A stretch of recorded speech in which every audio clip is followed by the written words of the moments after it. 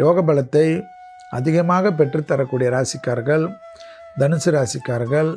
தனிப்பட்ட முறையில் செல்வாக்குகள் கூடக்கூடிய ராசிக்காரர்கள் விநாயகர் வழிபாடு, பெருமாள் தாயார் அனுமன் இருக்கக்கூடிய கோயில்களில் வெண் தாமரை மலர்கள் கொடுப்பது, மேலதிகாரிகள் விஷயத்தில் கவனமாக இருப்பது, கழுத்து பகுதி சளி தொந்தரவுகள் அதீத கவனமாக பார்த்து கொள்ள வேண்டும்.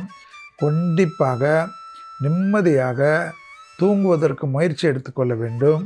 எப்பொழுதும் ஃபோனும் கையுமாக நோண்டி கொண்டு இருப்பதனால் பதட்டங்கள், தேவையில்லாத மனக்குழப்பங்கள், கோபதாபங்கள் எல்லாம் ஏற்படும்.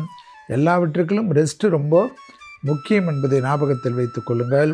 தொழில் ரீதியாக இருப்பவர்கள், உத்தியோக ரீதியாக இருப்பவர்களுக்கு அதீத வேலை பளு அதீதமான ஆட்களால் ஏற்படலாம். எல்லாமே சிறிது நாட்களுக்கு தான்.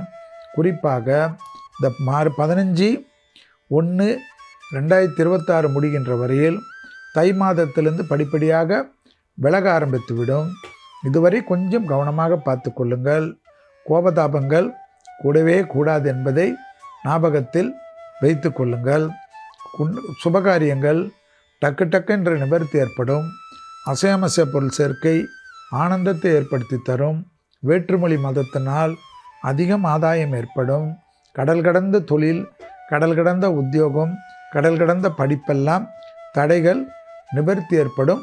தனுசு ராசிக்கு என்பதை ஞாபகத்தில் வைத்து கொண்டால் ஆச்சரியத்தக்க முன்னேற்றம்.